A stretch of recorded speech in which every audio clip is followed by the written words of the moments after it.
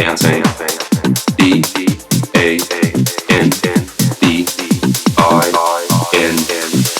dancing.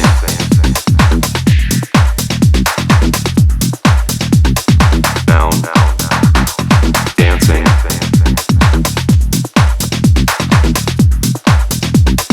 Down, dancing. All right, so welcome everybody to a new episode of We Are the Party, podcast by Pachi. It's a podcast where we talk everything that happens behind the scene of the electronic music scene.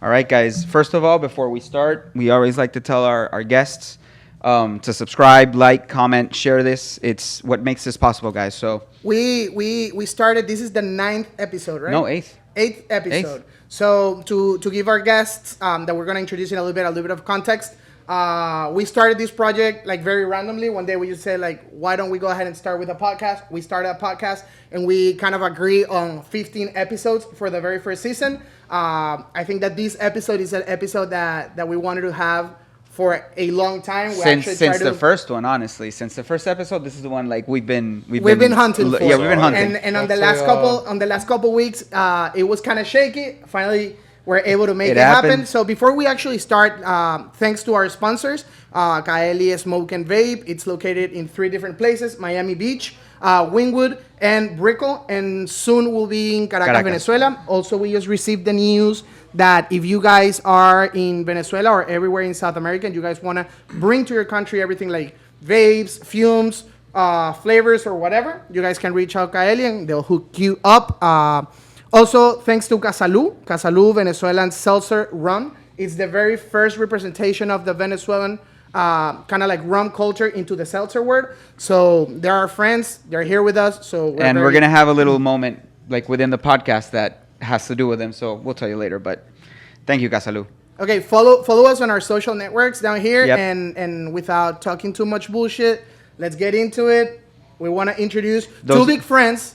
I would say 2 of the scariest people in the scene in Miami. 100%. Most intimidating 100%. People in the industry. 100%. Like I've been on that place where you need to talk to one of them, and you're like, it's like, bro, do you remember? Like it was like 2 months ago. We went to one of your Sundays, and it was like, okay, so who's gonna talk to Victor? Like who's it? Is Travis here? Like who's gonna talk to Travis? So, well, whoever gets here, we're gonna talk to them first. So without further ado.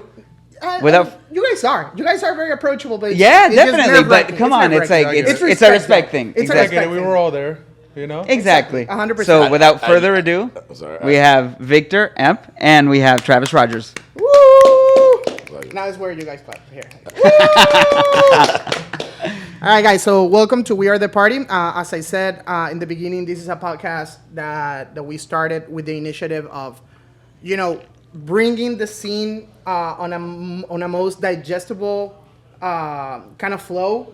Since we've started and we've been on the scene for a little bit. You guys have probably been 3 times the time that we've been.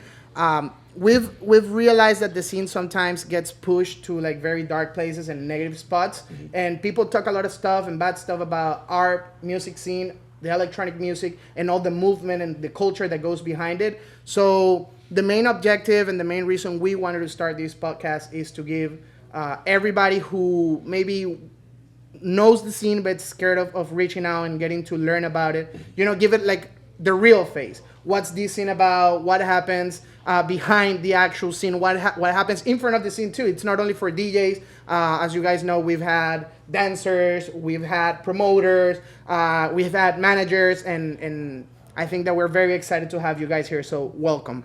Well, thank you for having us. So I wanna start with a quick question, breaking the ice. So what do you guys usually carry in your pockets, and how do you distribute it? Carry in our pockets? Yeah. As far as? Like for example, Exactly. myself, I always have phone, keys, wallet. Wallet is always on the back right pocket, keys on the left, phone on the right. That's a most for me. I'm the same. I don't like carrying too much. No. Okay. So you do left, right too? Yeah. Or you don't carry? Same exact pattern. Has to always be the same. And always. Okay. Yeah. The double tap. The And I tap, check all the night. triple tap. Like making sure like The triple tap. disappeared. Phone If you is see back. me at a party, I'm going like this. It's not something My weird. my phone's the back left, wallet back right, keys, cash.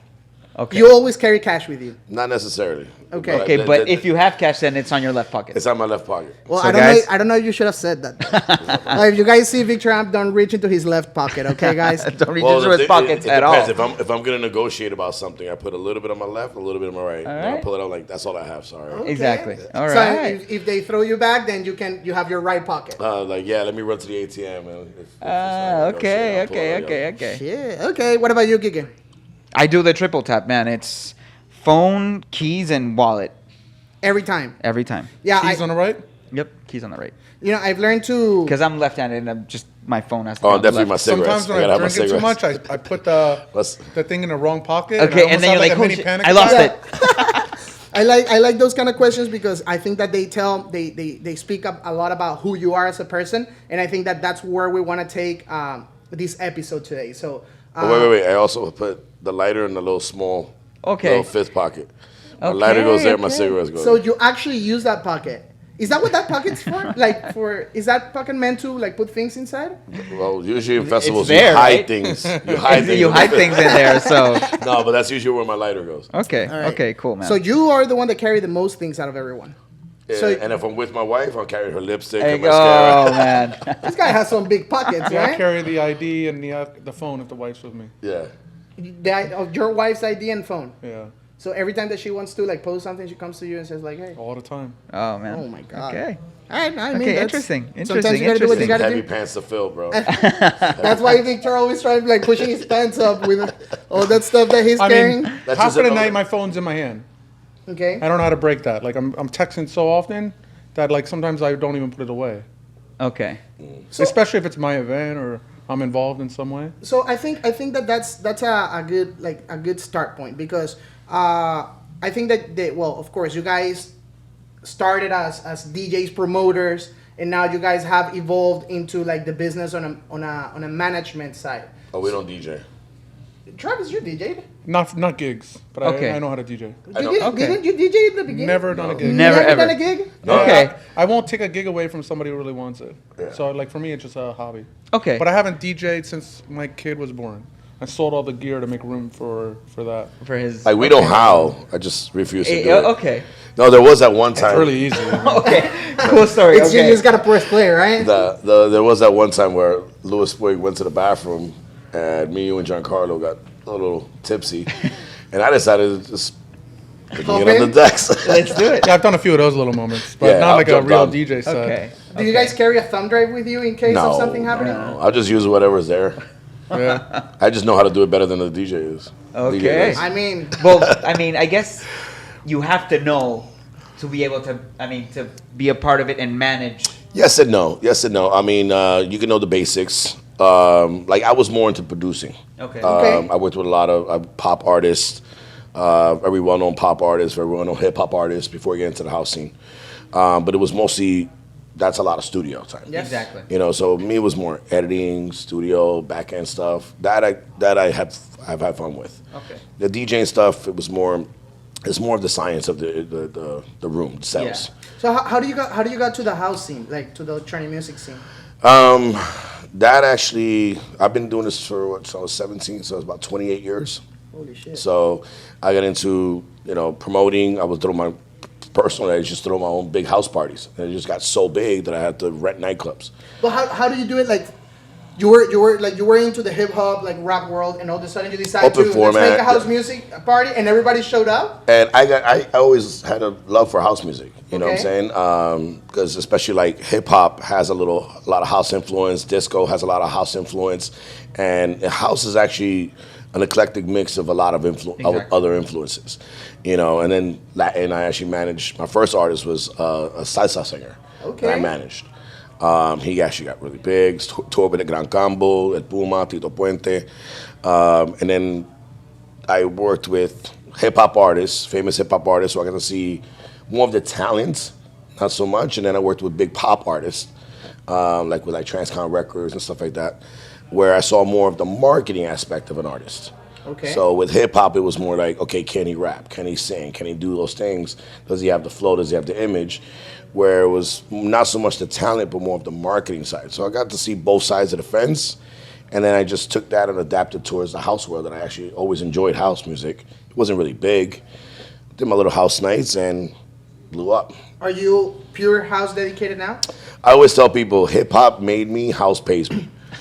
Okay. So that's crazy. That Yeah, it's the crazy, business, 'cause- the electronic music business, pays you better than. It's more consistent. And I'll tell you why. So you could do a hip hop show, like say for instance, we can produce like a Drake show. We could do very, very well. But with hip hop, it's every single weekend. So being in management, me making a percentage off the bookings, I get more bookings consistently with house than say once a month. They'll give me a big payday in hip hop. So it's a little bit of A both. little more stable. A little more stable, more secure, and there's always a demand for house. You know, every weekend you got to have a different house DJ. Where in open format, you can have a resident make consistent money, but he's at the place every Saturday and every Friday and Saturday. Where with house is always Okay, so a different act. I guess we're gonna jump into that a little bit more forward, but I want to talk about Travis. Like, how did you start? I was switching majors and I needed money to go do school again. Okay. So I wanted to find like a weekend gig. And I was already going out and partying a lot. This is like early days space, like 2003, 4. Okay. And I had some friends that were promoting and making money on the weekends. So I figured I could do that and then get back into school in like a year. And I would have my weekdays free. And by the time I got to that point, I was making more than the major I wanted to do. So I was just like, well, this makes no sense. I'm going to get myself in a bunch of college debt to make less. Exactly.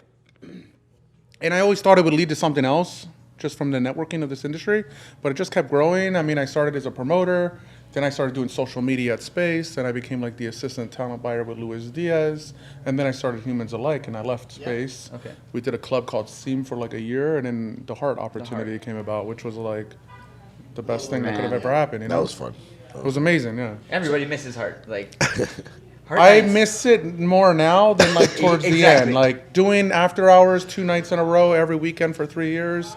Like towards the end, I was Yeah, pretty tired. like it drains you, obviously. Yeah, big time. I guess that I think in Wow.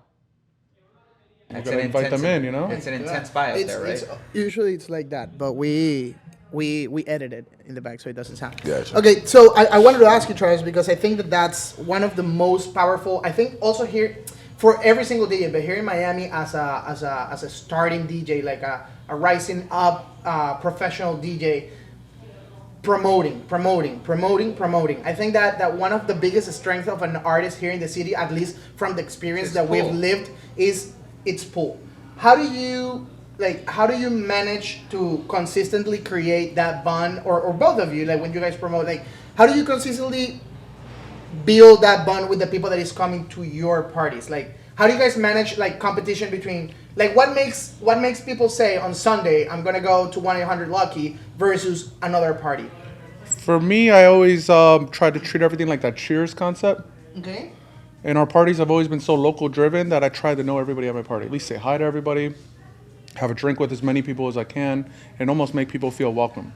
And I mean, that came down to everything from like our security to the bartenders. Like, you know, I mean, if you've been to any of my parties over the years, you would see that a lot of the security and door staff hasn't changed too often.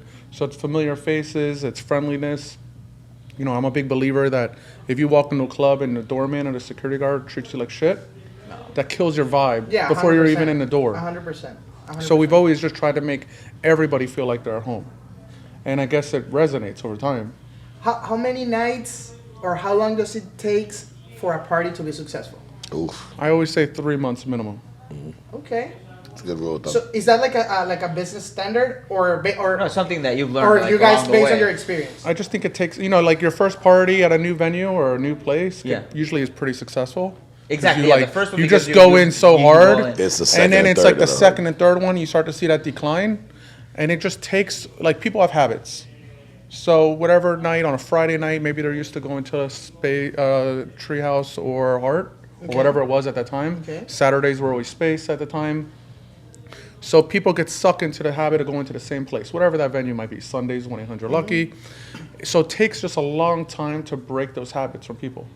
That's so interesting that you say that, Travis, because a couple of months ago we started, you know, this concept that's called the After O. It's an after office, like an electronic music event that's more geared into a It's afternoon. we call it a social dance. Yeah, social dance, right? And it's during a time where it's not late at night. You know, people can go after work. You know, have a drink from 5 to 10, 5 to 11, and it's a more, you know, like a friendlier, let's say friendlier. You know, to Easy to digest. I exactly. would say. Yeah. Easy to digest. You're not in a So warehouse it's or 5 at night to 7? No, No, it's no, no, from so 5 5 in the p.m. morning? 5 p.m. on the afternoon till Okay. midnight. And we It's had after office. We had That's the- exactly that's like the the concept very behind it. first one, very successful. The second one was successful. The third one, you know, we started seeing a little bit decline.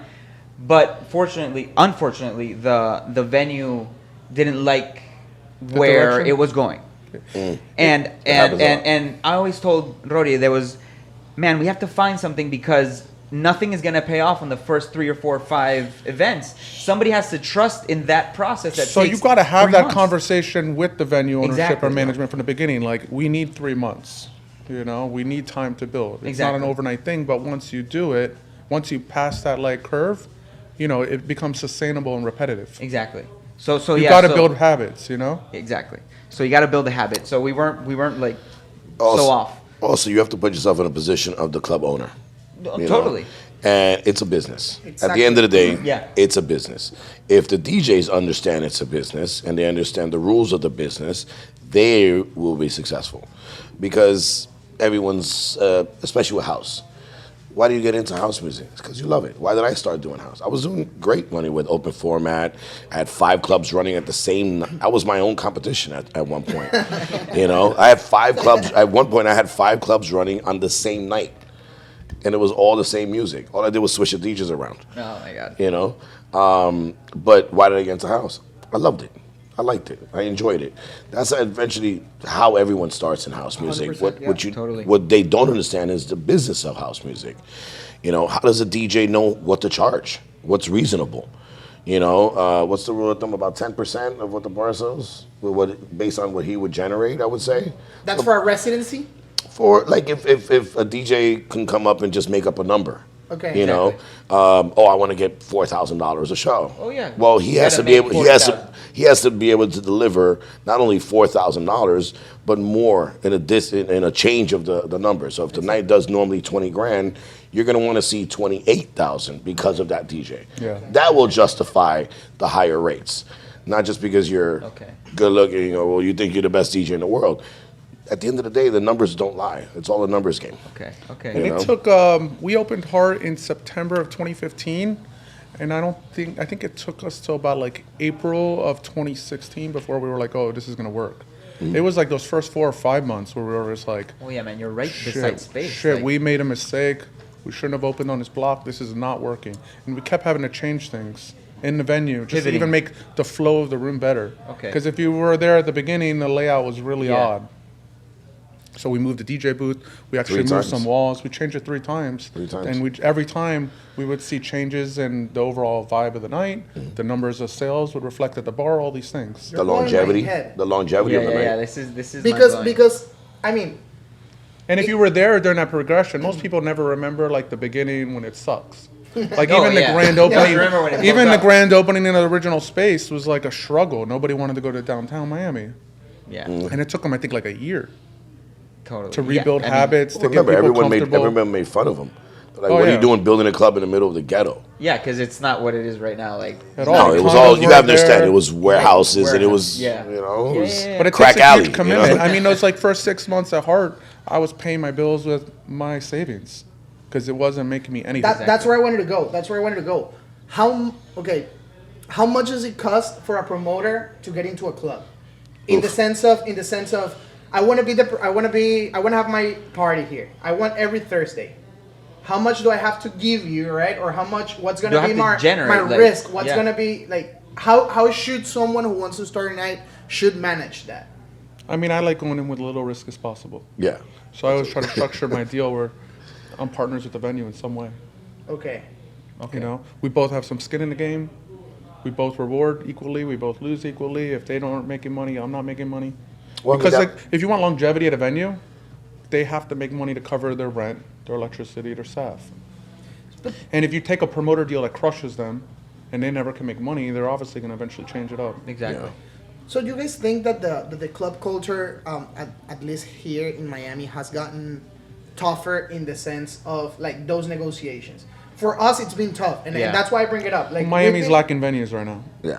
Totally. I think it's more saturated. It's more saturated with more people wanting to promote parties, not knowing how to really do it. And number two, the lack of venues, good venues. So I think every venue you go into differently. Remember, you guys are seeing 1-800 Lucky now, but Lucky's been a project in the making for 5 years. Yeah. You know, since the doors opened at 1-800 Lucky. And it wasn't always making those numbers. It was always good. But when did it become profitable? Yeah, there was a lot of trial and error, obviously. Yeah, we played around And with the we know music. what genres work and don't work. Yeah, we played around with different styles of music at different hours. You know, placing the headliners at certain times. And if you go to Lucky from 4 to 3 a.m., from 4 in the afternoon to 3 a.m., the music we try to program as it progresses. Yeah. You know, because the people at the venue are different at different stages. yeah, of the Mo. I mean, you got to think it's a restaurant. It's family oriented. You don't want to sit there and have someone like, you know, Tiesto or Ultra, Banging it, yeah. 150 beats Big per room, minute. yeah. And Yeah. When And the guy's everyone's trying to eat always- his, 4:30 p.m. he's trying to eat noodles and dumplings. You know. Yeah. And everyone's always like anti-formula, but you have to figure out what works at what hour, what genres work and don't work. Because if you don't build up consistency, you're not going to build up a consistent crowd. Exactly. So how do you guys go from? Well, I guess that you guys still promote parties, right? But where do you guys decide? Like, okay, now my main gig is gonna be I'm gonna start buying talent. I'm gonna start managing people in the house music industry. How do you guys? How does that becomes first before going there? Like, how do you guys meet each other though? Yeah. Because you guys are like a power duo, I will say. We've only been partner, like teaming up for like maybe, 2 or 3 years? About 4 three, years? no, 4 years now. Yeah. But we were friends for a long time. Yeah, We helped each other out with our events. So like he would do stuff, I would promote and vice versa. And there were times that we went head to head a few times. Who won? You know. No, come on, come on. I've spanked you a few times. Wow. I mean, but Let's do something. Let's do a call to action. People in the comments right here, say who do you think who won? Because they went I to the definitely events, won. probably. The people in the comments, like the 100,000 viewers we have, are gonna comment down. They're gonna say who won. We'll leave it to them. We'll leave it to their word. We'll leave it to you the were crowd. no, I mean we had very similar tastes in the music, and it got to a point where, you know, I've done this for so long, and I've always been on my own. I've always done everything on my own, financed it, did all that. Where Travis, Travis had, you know, a little more. He had someone to, you know, guide him or something like that. But he also had to come up with the whole concepts and all that himself. So we had a lot of similarities. It got to a point where he had a kid. I was getting, you know, tired of out there on my own, and we kind of just fell into that. I was like, yo, why don't we just do this together? Yeah. You know? I don't remember how it happened, no specific, like the exact moment. I think it was at Factory. Yeah, I think that's That where was where it really happened. That's Like, where we we really always worked started teaming together, up. But we worked together for years. Yeah. And this is on the producing side of the house, right? Events. Like events. For, like exactly like producing Yeah. events. Yeah. Not on the management side. On the management So side, each of you have. We have separate things, but we constantly call each other. And like Okay. bounce yeah. ideas. Like Oh, yeah. he might be having an issue with a specific show, and he calls me for some advice, and vice versa. Because sometimes you need an outside perspective from somebody that will really not give you what you want to hear. 100%. Exactly.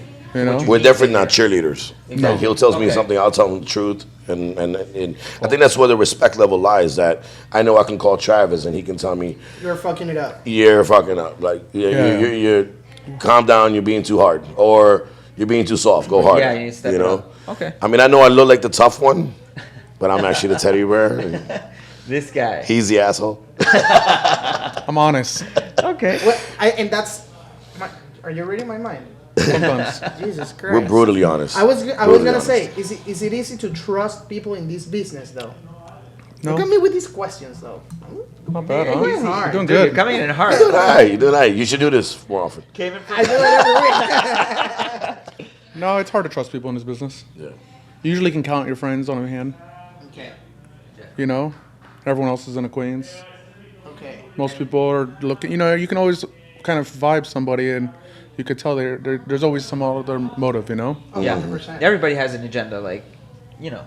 And that's something that we actually We started as individual DJs. Actually, for me, I just barely moved to Miami not so long ago. I moved here during the pandemic. I used to live in Atlanta, so I guess that my entire house music scene school was the scene in Atlanta, which is a very like Rumana, it's like very European scene, very very European. And coming down here and getting all like this Latino crowd, getting to know. For us, it's been tough to set ourselves on a, let me see how can I say this without sounding disrespectful to other people. We like to differentiate how we handle our career. We don't like people to see us as the DJs, like we want people to see each other as artists, because we take a lot of pride in our craft. We spend hours in the studio, like we want to take it to a different level. We want to keep it professional. And for us coming here and trusting promoters and trusting club owners, sometimes probably because we don't have the experience, or we don't have like a heavy hand next to us that does like the groundwork, we get fucked a lot. Like we just came from New York, and, and first of all, shout out to Vibes Entertainment and JP El Baile. They took us to New York. JP is a friend that I met over a producing course, and we kind of make like a pact. I bring him here to the events that I throw, and he takes me there. Yeah, gig swap. Yeah, gig swap. That's the classic. He treated us like beautiful. kings. We played at TBA Brooklyn. That for us, it's like a huge I know TBA. I've been there a few times. Yeah. And very cool venue. Amazing, cool venue, cool very people. underground, grimy. Wednesday night, very underground, very New Grimy, York. I love it. It was Amazing, full, man. Like, but then I mean, you might walk out with an STD from there, but you had a great time doing it. I mean, it's like worth it. It's was very worth it. actually. The night that we played wasn't that heavy. We closed our set playing disco at 4 a.m. in the morning. No, but I love the vibe in there. Yeah, It's like the graffiti and all that. It's a little. I've never reminds been me of in like old school Mecca. It looks like a lot it looks like Coyotaco. Because it's Yeah. It's Coyotaco vibes, but it's bigger. Bigger. Yeah. No, actually, Well, no, it's a little bit more this spacious. is like A more little bit. squarey. Coyotaco is more like rectangular. Yeah.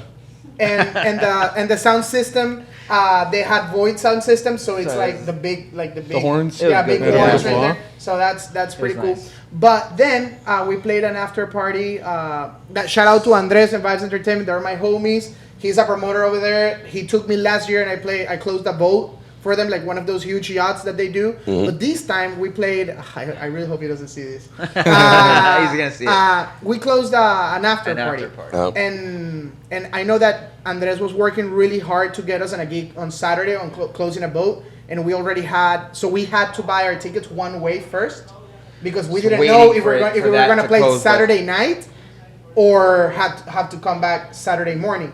So at the end, the Saturday gig didn't happen. He booked us to close an after party in Brooklyn in this warehouse. When we got there, like the writer wasn't there. We are a duo, right? So we play with four CDJs. We play both of us at the same time with Because we four don't play back to CDJs. back. I mean, we played at the same time. So playing with Gotcha. two CDJs, it's like weird for us now. So we got there, the writer wasn't there. The sound monitors were like It a was a speaker. fold-out No matter how big It was you like- get, no matter how big of a DJ, they still mess those things Yeah. up. Oh man. So So how do we do though? What do we do? Like what should people in our position do to avoid those kind of a scenarios? I feel like there's a little tough area where you got to be hard, but not too hard. Yeah, where it's tough because you guys are representing yourselves, so you don't want to be too hard, and then they're like, "Oh, these guys are divas or an asshole." exactly. But I mean, the best bet. I mean, I'm assuming you guys email your writers, right? Yep. Yeah. And they confirm it. Yeah. I mean, I always tell all my artists, because even though like I handle a lot of their logistics and I confirm this stuff, sometimes it doesn't happen. So I'm like, when you land and you're texting a promoter, just be like, "Hey, I just want to double check you have the 4 CDJs. It's important to us because it's 2 of us playing and we're using all 4 decks live." So Well, Like also- double checking is always great. I want to also add to that because you guys think, I know it looks like having a manager is like the end all and be all, Yeah. but honestly, a lot of these promoters want to they want to talk directly with the artist. Yeah. They'll, Oh, ignore, yeah. they'll ignore us. So you think it's like, okay, having a manager will be better. So I can forget about that, right? No, you'll have the promoter Yeah. writing to you like either way. Yeah, you're gonna have the promoter's always gonna try to reach out to the artist. Yeah. They sometimes try to skip over us. They skip out on those little things like Yeah. him asking for a writer. Hey, can you make sure the RMX is there? That's a big one. Can you make sure the RMX is there? And then when he gets there, it's not. You know, they'll listen to an artist sometimes more than a manager. Where from outside looking in, it looks like, okay, well, the manager is really on top of it. It happens no matter how big a DJ is. Yeah, it happens a lot. That's great that you guys bring this because we always saw management as you know, like the good cop, bad cop, right? Like the manager comes and like, this is all broken. What are you doing? Blah blah blah. And then the artist comes and says, no worry, this is nice. I love this. That way, the artist always like, you know. Well, that's the way it's supposed to look. That's the way it's supposed to look. But usually, it's the artist whispering in their ear, yo, can you make sure? Exactly, Yeah, 100%, 100%. We have to play this. And you can't. I mean, it's an awkward situation for everybody. Okay. Because nobody wants to be an asshole, but everybody wants things to go right. Promoters sometimes want to cut corners to save money, you know? And nobody really always wants to be completely transparent or honest. Yeah, and then like when you're there, like there's not much you can do. Like, And then, not yeah, gonna once leave. it's done like- and exactly. once you're there and it's live, and if they don't have those extra CDJs It's- or whatever you're No, missing, the I mean, show must go you on. have to make it work. Exactly, 'Cause you have if to make it not, work. you don't want to disappoint the fans. Exactly. 100%. Exactly. 100%. And that's like, I think that we're getting to a point because when are you, for example, like we don't want to fight or we don't want to get into an argument with the promoters that are taking Moreno to New York because at the end of the day, Moreno is a project that is just starting. It's just getting consolidated. You know, we are having the chance of flying outside of our city to close an event over there. So at the same time, our booking process, we want it to be as smooth as possible. And usually I guess that rookie gigs, I would call them like that, you know, like the contract thing, Gotta earn your stripes, the writer thing, it's not a priority. Or if you say like, hey, yeah, sure, book us, like here's our contract, they were like, oh, but we're not gonna sign you a contract or stuff like that. Like when should artists begin or when should artists set that change and be like, I mean, if you don't sign my contract, like I run the risk of not going, I don't care. It's a tough line. I mean, I deal with, like, in some of our bigger artists, I mean, there's certain markets where we know we're just not going to, like, all these things are going to happen. There's certain markets in, like, Central and South America where they're not going to sign that contract. They're going to pay. You hope they are, you know? Okay. If not, we're not going. But they don't work like that. They don't advance shows. You'll be lucky if you get a set time. Oh, Oh, happened yeah. to God, us. that happened to us That this happened to past us. weekend. It We was were like, supposed to play from 2:30 to 5, and literally at 12:35 they told us, no, you guys are playing at 7:30. 7:30 a.m. in the morning. It's Like- That happens a lot.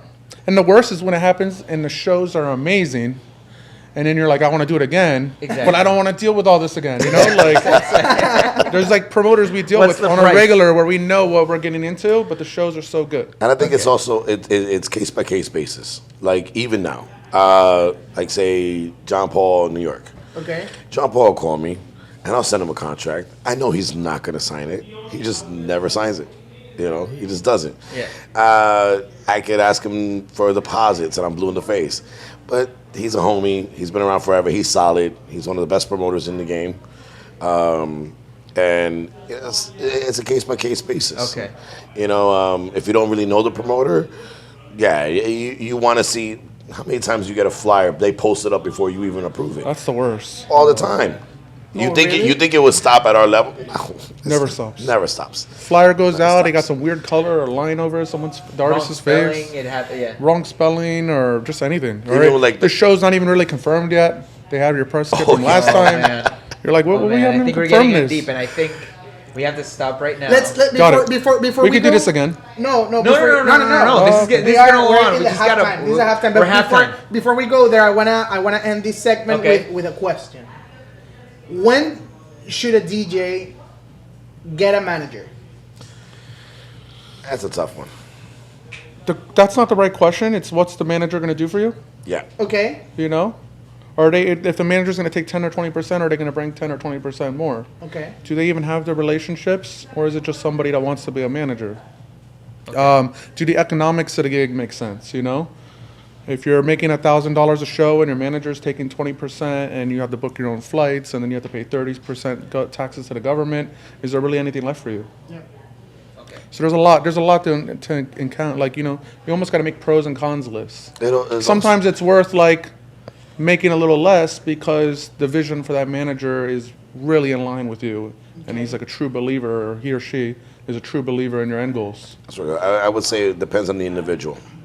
Depends on what he brings to the table, what the artist, and make sure the vision is shared.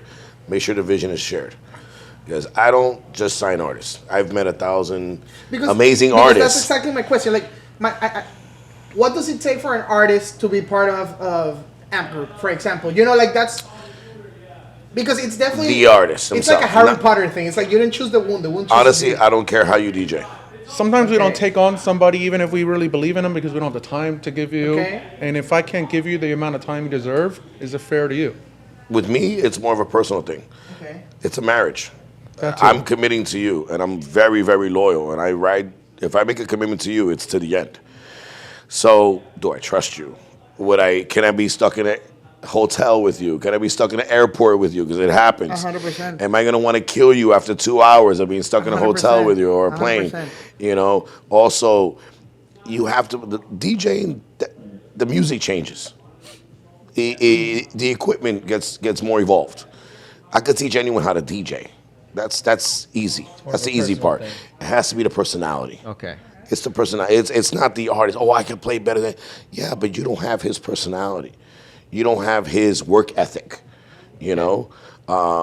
They're serious about what they're doing. Like when they Exactly. get there on time. They perform. It's they not only deliver. that. It's also know when to be humble. Exactly. You. When to put your foot down. Yeah, I've met so many DJs that are amazing DJs that I would be like, yo, I would love to sign him, but I can't work with him on a day-to-day basis. That's also true. Also, as a manager, he has to have the right influences to get you there. If if he works with EDM guys, Yeah, he may not you're be not the gonna- right vibe for you.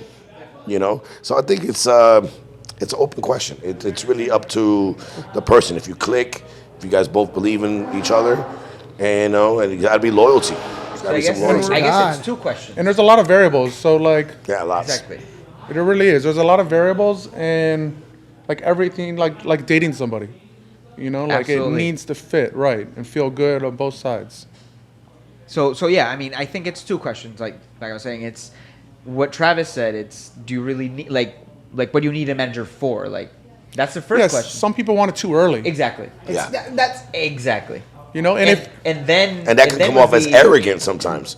Oh, you got to talk to my manager. that's a turn off. You know, there's a It's $150 gig. Like, what do you talk to your Exactly. manager for? That's my point. You know? That's my point, and I think that a lot of people represent with that feeling. Yeah. And Yeah. more here in Miami, like here in Miami, our friends. Yeah. Which we have, like we've built such a nice community here, and I think that we all feel like that. It's like, I mean, like, yeah, like I don't want to go there because like I'm not gonna tell like, yeah, go speak to my manager. You're gonna be like, no, That's the worst. like who the Yeah, fuck are you? Exactly. Also, are they? Do you really need one yet? That's really the question. Exactly. Some people really want it really early, Okay. and there's Also- no reason for it. Also, what are you getting them for? Are you getting them because you want more bookings? Because that's not what a manager's job is. Exactly. Our job is not to get you bookings. That's an agent's job. Exactly. And I think people misconstrue the Yeah, two. totally. I've had people come up to me, very well-known local DJs that have definitely a lot of potential and have been very successful on their own. I would love for you to be my manager. I'm like, why? Oh, I want to start touring outside of Miami. I mean, that's not what I do. That's not what I do. Go get yourself an agent. Exactly. Agent gets paid to find you bookings. A manager polishes the actual product. A manager tells you, don't do this gig, do this gig. I actually turn down more gigs than I accept. Yeah. And it's not so much the gigs you take, it's the gigs you turn down that are most important.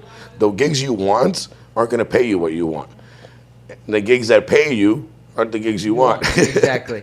Shit, I think that's a great sentence to close this segment. Totally. And let's get into tropicalation moment. Okay. Yeah, this is part of our sponsors. Casalú, like you were saying in the beginning, aged rum seltzer, first one in the market, done by Venezuelans, marketed by Venezuelans, and these guys are really making their imprint here in Miami. It'd be cool to have them like in 1-800. I don't know if they sell it there or whatever, but it'd I be think interesting. it's a very 1-800 lucky. Yeah, drink. man, it's like really a cool. So rum can. part of their incorporation into the podcast was they wanted not to just have the can there, having their mention and stuff, but they really wanted to be a part of it. And Casalú started as a musical movement as well, right? The creators had a playlist, which is the Tropicalation playlist, where they would put, it was used for pregame. exactly, it was used for pre-games. And one way we thought of incorporating the Casalú image and brand into the podcast is asking our guests what 3, if you were given control of that playlist, and this is, keep in mind, you can have any sort of music. It's what playlist or what 3 tracks would have to be on that playlist that would say, okay, these are Travis's, these are Victor's tracks. It can be anything. Could be anything. You guys can do one, and one in. And keep in mind, consensus. this is a playlist that's for pre-gaming. People are feeling good. People are building up their energy. They're Feeling hyping up. They're tropicalation, feeling you know what I mean? tropical. Okay. The pregame So- song. What's your 3 pregame songs?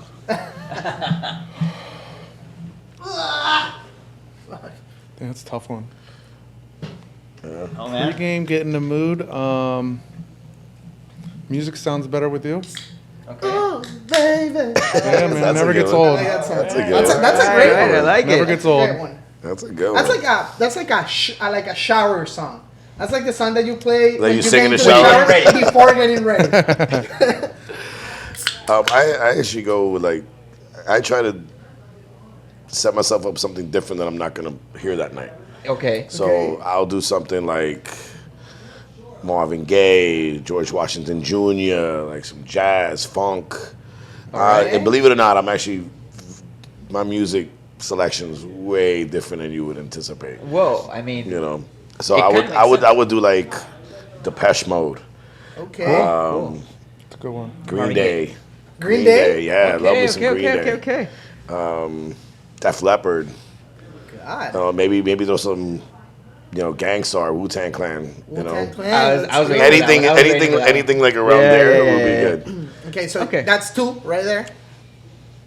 Now you guys gotta get one One in common. in common though. I don't think we're gonna get there, right?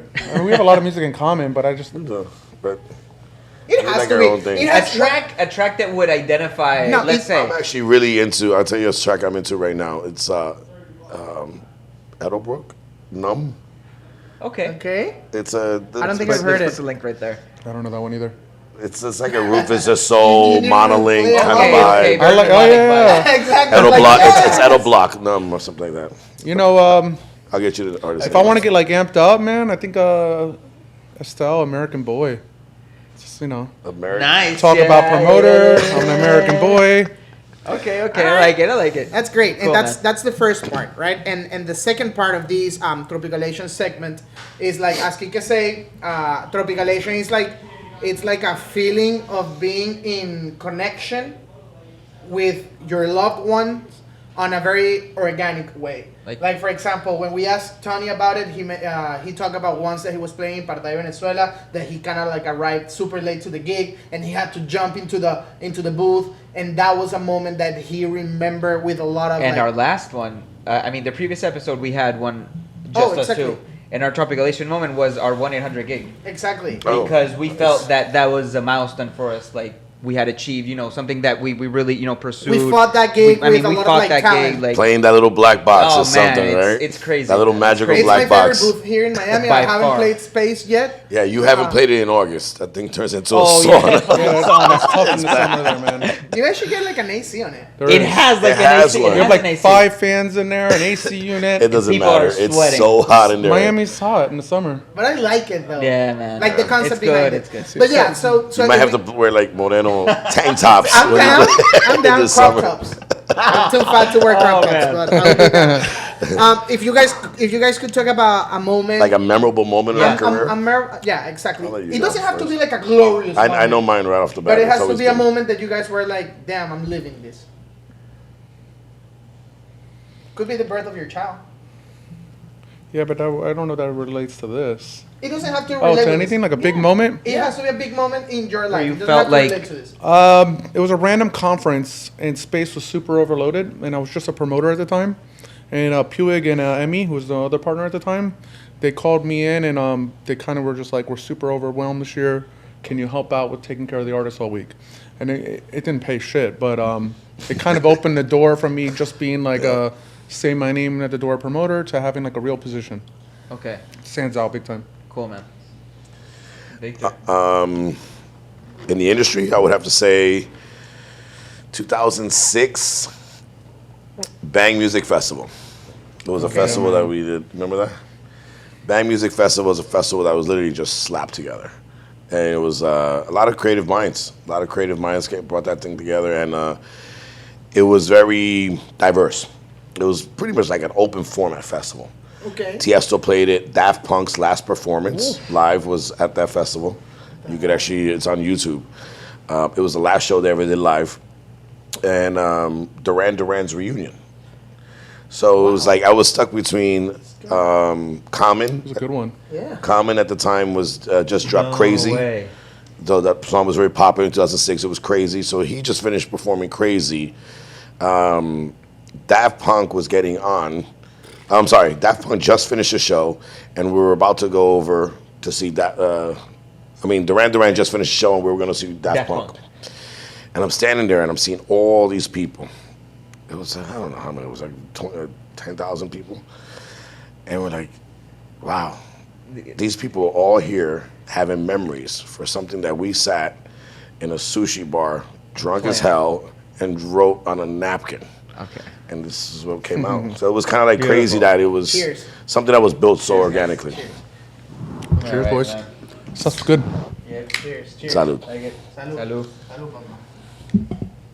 Oh, man. So that resonates a lot with us because I guess that the merge, like I guess the going from a duo to doing like all these like extracurricular activities that we always said, like being a DJ is one thing and our career is one thing, but you also have to provide something to the culture, right? 100%. Yeah, So you have to give that's- something back. That's like the argument behind Pachi and Pachi the festival, right? Because Pachi is like, let's call it the parent company. We like to call An it. umbrella. It's like a 360 company that does everything. Like we do our little after office event. We have our podcast. We have our podcast, and as always, as part of our events, that we are very focused on locals, like rising talent. We give them, like, we record all their sets, and we post them in our podcast on SoundCloud, and we also do video video snippet. podcast of all the artists that we bring, like that we invite to our shows. It's a lot of work. Everything that you see here, it's done by the three of us. Same as all our events are edited, produced, and managed by the three of us. So I think that's when you talk about that, like it remind me of us three and Pio sitting in KEEKEH's apartment, like talking about like this and what Pachi wants to become. The idea of Pachi is to, and I think that's where we're gonna go now. Is Pachi wants to be a festival. Pachi wants to become a local festival. And I'm not pitching this idea to you guys, but I am pitching this idea to you guys. Just kidding. Pachi, the idea of Pachi is to be like kind of like the local DJs talent, local DJs festival. I think that here in Miami, it's such a difficult city for local artists because you guys, so many huge because artists coming in. you have like, if every you have week. Cocodrills every weekend on a residency, right? For a DJ that is starting and wants to create his event on a Sunday, it's like, dude, it's not gonna happen. It's Not gonna gonna happen. be. It's not gonna Like happen. that, Victor's like, Not gonna no. happen. So, based on that, using that as a premise, right? Not even counting on Space, Floyd, you name it. But that's also, not to interrupt, but that's also, the Drills are now decided to do a residency. After, we understand, it's been 15, 16 years, and they've gotten to a point where pretty much most of their money, annual income, comes from outside of Miami. Yeah. It's not Miami-based. So for them, it was, when they approached me with the idea, like, I'm like, hey, there's an opportunity to do to take over the Sundays musically. Would you be interested? They're like, yes, we want to do it. We love the fact that it's free. We travel so much.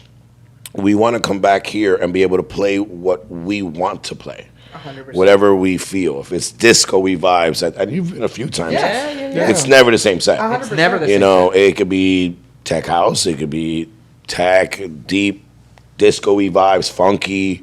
You know, they play. Dude, they play like for 3 hours, so they go Salsa. through a lot. Yeah, they go through a lot of it. Yeah, they'll mix it all in. Bachata. But it was more, we want to do something in our hometown. Not because they need to, because they wanted to. But that's where You I'm know? going. That's different there, because now it's them having the choice of doing that. And I think it shows in But their they didn't sound have that too, because they're overnight. doing it. They No. were once where everybody else was. Exactly. Oh, yeah. And that's the whole point of But you this. can't think about the competition. 100%. You have to just do it and suffer sometimes, but keep growing. 100%. I You know, agree. even if you're growing 1% every event, you're growing. 100%. You know what's funny? I tell people all this time. Do you know why I signed the Coco Drills? Because everyone was hating on them at the time. The time I signed them was during the Swedish House Mafia. Oh man. Okay. Okay. Nobody liked Tech House. There was no one doing Tech House. I think I was just doing Marco Corolla at Nocturnal. And we did like 800 people. We're like, woo! 800 people. If we do Marco Corolla now and do 800 people, we just lost a lot of money. But back then, it was like unheard of. We did Eladio Alicante. But that was like when Vacaciones de Chile had first come out. Oh. So this is like old school. So we're talking about Swedish House Mafia. And I signed it and I looked at them. I was like, guys, you do know no one likes your music, right? No one's playing this here. There's like once a month that we could probably get away with this. Like, bro, it's just what we want to do. And I was like, these guys are so passionate, so into it. I'm like, you know what, let's try it. Whatever, we'll try it. We'll try it out. The scene ended up evolving, ended up blowing up, and they were pretty much one of the first ones, one of the main ones doing it here. 100%. So when these big artists were coming in, like, okay, who plays Tech House? Oh, those two Coco Joe kids. So they kind of was able to jump in that wave. But they actually had to go outside of Miami and become successful outside of Miami before Miami would embrace them.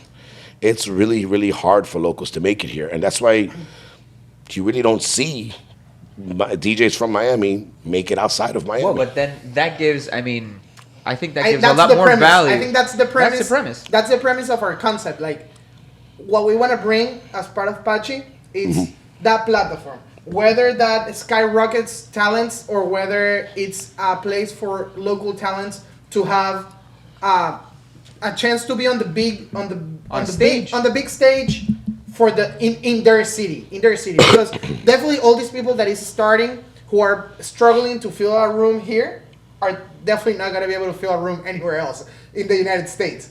So I think that's the premise with everything that we're doing. The podcast to teach people what music is about. Then our the little industry. events, recording and giving them that. Because when we started as a DJ, buying a recorder and plugging it in and having that, like, you know, I guess that agility to just go and, you know, be able to manipulate your equipment in the middle of a gig, you know, when you're nervous. You don't even know what you're going to play. You barely get your USB and like, okay, I'm starting. So we want to be like that little kind of like step, I would say, into getting them into a level of exposure, of exposure, I would say, for them to be comfortable to take on those next steps that you are mentioning, which is having the balls to reach out to JP, for example, the way we did it, be like, hey JP, you come here, I'll go there. How about that? $300. I mean, I think people underestimate gig swaps a lot. Gig swaps. I mean, you got to get out of your shell. Yeah. You can't be shy. You know, if you can't put yourself out there in a one-on-one situation, how are you going to do it in front of thousands of people? You know? That's another thing. You got to also, a lot of DJs pigeonhole themselves into their own little sound. Oh yeah. You know, where you have to understand, outside of Miami is easy. Miami is easy, and I'm Compared to everywhere else. Really? Miami is easy, and I'll explain why. Okay, I like this. If I'm going to book you Electric Pickle, Okay. what's it called? ATV records. ATV, I'm sorry, I missed the pickle. That's fine. Pickle. We all miss a pickle. Wow. We all miss So a pickle, good. Victor. But like ATV, you already know the vibe. Yeah. Oh yeah, you know what That you're they gonna play. get. Exactly. I'm going to book you at Treehouse. You know the vibe. Yep. I'll book you at Space. Yeah. You know You the know vibe. that. So you can prepare yourself and have your thumb drive ready to go. But what if I book you in Tupelo, Mississippi, What are you gonna do? where Friday night they had You gotta go Cedric a week Gervais, before. and Friday night they had Cedric Gervais, and Monday they have Paco Suna. So it's the same house club. There's one house club in the whole city. Yeah. What are you gonna do there? Yeah, you gotta If bring they're, not, everything. if they're not feeling what you're doing, Yeah. you got to switch in a heartbeat. yeah, yeah. Yeah, 100%. And you got to, and this is where I tell people, you have to compliment without compromising who you are as a DJ. 100%. It's not selling out, but you also have to compliment. Gotta bend If it. they're not into Bend. tech house, you have to make them You gotta make it work, somehow. man. You got to make them into it. Yeah. That's where traveling becomes harder. A lot of people think, oh, I could just play over there. No. It happened to us. I think it happened to us. It happened to us on They Saturday won't morning dig your at the after. vibe. They won't dig It's the going to vibe. keep happening. Yeah. You know, sometimes you got to play a market 2 or 3 or 4 times before you really nail it, you know? And it's the big DJs too. I remember there's times when we had Space or Hard. First time an artist came in, they yeah. played like okay, but kind of what you expected. But it was the second or third time where they You really know, started oh, nailing like it, these you know? dudes Yeah. got it. Yeah.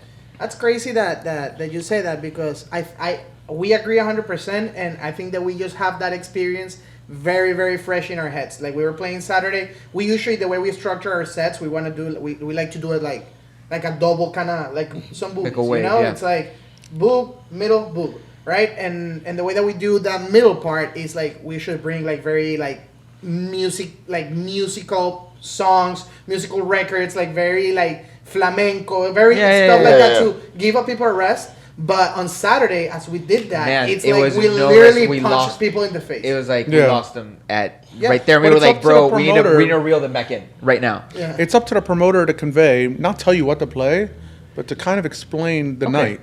Yeah. Like, hey, this Travis is what good at that. This is what you can expect at these hours, and maybe the energy direction you should go, and then take it down at this time and this. And if you kind of lay out that groundwork for somebody, they can go into a better situation. Okay. So I was gonna, and I think that's great, because that's what this podcast is about, 100%. Because I can bet you all my money, which is around $20 to $35, that most of the people out there, most of the promoters out there don't know that. They don't even think about it, because it's one of those laws, for example, that if nobody tells you, you will never figure it They out. just assume the DJ is going to come in and play perfect to that Exactly. room, and it's not that. Exactly. I mean, We you gotta- should we gotta want tell your night to people. do the best, whether you're a DJ or a promoter. So you as a DJ, you prepare your music, right? Yep. So what can I do to prepare my night to be better? Okay. Talking to the staff with a pre-shift meeting, talking to all the artists, the opener, what to expect, like these types of things. You know, even explaining Lucky, like sometimes we'll bring a guest in when the boys are out of town. We'll bring a guest DJ in. We let them know, hey, this is not the normal straight tech house night. It is fun, happy music. It Bouncy, is yeah. house. Yeah. You can play whatever you want, but it has to be fun, energetic. You gotta keep people moving. You know, it's Yeah. you can lose the attention of that crowd in a heartbeat. In a second. You know, they'll eat everything you throw at them as long as it's good. Yeah. You throw broccoli at them, and you see them run to the bar. You know, as long as it tastes good, they're eating it up. You know, Great. That's great. but you can't go too hard. You got to keep it vocally. It's very girl friendly. It's open air. You know, read the room. It's an open air. It's a cool vibe. It's gotta look- Sunday. It's free. You got the guy in the suit hanging out with the guy in the flip flops and the tank top. You got the tranny hanging out with this one thug. Yeah. it's everything. It's everything, man. And And, then you know, all this- one thing that really stuck with me, because we spoke before we played there. We had a conversation where we stayed till the end, and you were explaining to us, what the concept was behind Lucky. Yeah. And you told me something that really stuck to me. I don't want you looking at the people in the front. I want you looking at the people in the bar. Mm-hmm. If they're moving their feet, then you got it. Then you got it. Exactly. Like I said, it's also, you have to add some business acumen. No, can't talk now. Business. Man, the That's Casalú, that's the it. Casalú. Yeah, you can't get it, bro. But you got to add some business sense to it. It is a business. And like I said earlier, if you want your deal with your venue to last, you need to make them money as well. They have Totally. bills they have to pay. They want to profit. The bartenders want to profit. So you have to try to watch all these things throughout the night. Yeah, And then look at it and go, how can we improve next week? We have parties that we do that have a certain style of music that we know don't make as much as the other style, and everyone's like, "How do you know?" One way to gauge it right off the bat, I mean, I'm sure we speak freely, but stuff like look at the crowd. What What they're if wearing. they, what are they drinking? What Yeah. are they? What kind of Yeah. Yeah, if they're doing, let's be real, if they're doing. So the bar sales are going to be lower. Okay. So, and then you have to look at, okay, now if they're doing, I'm not condoning none of these by any means, but I'm just saying, there you're going to have more of a liquor crowd, more bottle pop and stuff like that. So it's not just like, let's throw a party, we're going to make No, there's so many $30,000. other factors No, that pull it's, in. that crowd is a crowd, they're going to drink less. So that means you're going to charge more at the door. You have to compensate. It's a business. So free at the door, and the fact that they're not drinking, that owner's gonna Oh, look, the man. owner of the club's gonna be like, Business-wise, we made it's- 12 grand tonight. It was like 1,200 people in here. What's wrong? Yeah, And you then know there's what's other wrong. parties that make tons of money, like hip hop. Hip hop is very popping bottles. Exactly. It's a higher ratio. It's a bigger check average. It's you got to break it down into business. And if a DJ understands what the club owner needs and what the club needs, you could work together and become it. And you actually become a very talented DJ, and that'll also raise your fee if you know how to make more sales. You think DJs at all levels do that though? Like, for No. example, Marco, like for example, Marco Carola. No, well, I don't want to say Marco Carola because I mean, he really cares. Like, he gets cares. involved to make sure it's Yeah. successful. You know, if he has clients reach out to him, he forwards it to the right people. I mean, there's a reason why guys like him or say Jamie or any of these ones that you see with these massive parties around the world, they're not just successful because they play good or they have a strong label. They're very good business people. Yeah. They're intricate, And they're everybody involved in thinks it. that talking about business like takes away from the art. You can really do both equally. You could put out the art you want, but also care about the business. Because at the end of the day, there's people in this business that rely on you guys. You know, the security guards, they have like families to feed, the bartenders, all bartenders. these things, you know? Servers, so when you everyone. fail, you don't just fail yourselves, you're failing all them. guys. Wow. I think we should charge for people to watch this episode because I think Man. that it was a masterclass, to be Yeah, honest. totally. I mean, something Well, I have a that- book coming out. You know, Oh, man, something that I know that for me as a spectator, because we all go through that stage.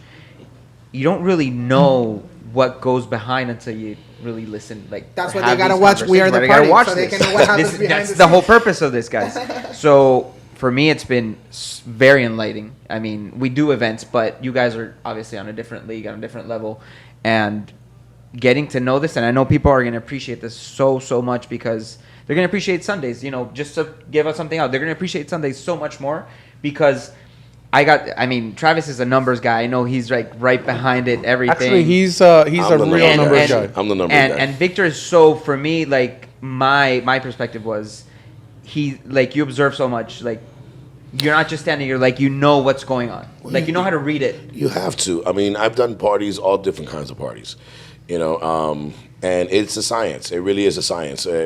Even if it's like picking the right drink special, do we do ladies drink for free? Why? Why not do martinis drink for free? It's slower consumption, looks prettier when girls are walking. There's a lot of things, mojitos, this and that. Adding a strawberry to the champagne glass, so you use a champagne. Everything is down to the science. man. I am super OCD. Even when it knowing comes your crowd. If you have like a young crowd, well, liquor's going to sell good, But if you have an older crowd and you don't have like premium vodkas or tequilas, they're not going to drink. Exactly. Like Those- me, I'm in my 30s. If I go to a club or bar and they have shit tequila, I'm not buying a single drink that entire night. He'll tell you. I complain about this Everywhere. The next day I call him like, oh, what a terrible night. They didn't have any good tequila. What's your tequila to go to? Casamigos. Okay. Casamigos, It's people. on fire right now. Yeah. Guys, I mean, Clase Azul is number one, but for But, like, like for because you're in your regular, 30s. for regular That's consumption. because you're in your 30s. just social drinking, I think Casamigos. 5 more years, and you'll step up from Casamigos. It's an age thing, I think. Guys, it was a pleasure having you. Thanks for coming. Pleasure being Thank here. you. Thank you, Pleasure, bro. guys. Glad Thank that you, we guys. were able to make this happen. Yeah, let's do it again. Obviously. Let's do it again. Yeah, absolutely. Let's do it again. Yeah. For It's sure. fun. We're gonna, we're cooking this, but for the close of the first season, we're trying to do something live, invite crowd. people over, and have like all our guests sit down and have like a massive like industry conversation about like whatever the fuck we would just want to talk at that time. We'll probably have like activities with the people that come and everything, and we'll make sure to know our crowd, know what kind of liquors they consume, make sure, all these tips that you just gave us, we'll make And sure. we'll be sure to have Casamigos, but that's For the sure. first thing we're going to buy. Got me back. Thank you guys for coming. And No, thank you for having us, and that's actually, I think it's great what you guys are doing because Appreciate it. Absolutely. a lot of DJs doing it, out bro. here Appreciate are it. so Stay lost. motivated, They yo. don't know what to Yeah. do. They don't know where to go, how to get there. Even promoters, they just think throwing a party is. You're actually educating, and it actually does great for the industry. And that's where you're going to see the industry evolve. And we got to start helping each other, educating each other. Totally. appreciate it. No, I appreciate Thank you, you. man. Thank you for Thank having you, us, guys. man. Thank you so much, guys. Later, Subscribe. guys. Like and subscribe. Subscribe, Follow like, all our comment. social networks. Comment. Hit Everything. the bell. Yeah. Thanks to Kaeli Smoke and Vape. 3 locations. Go to 1-800-LUCKY this Sunday.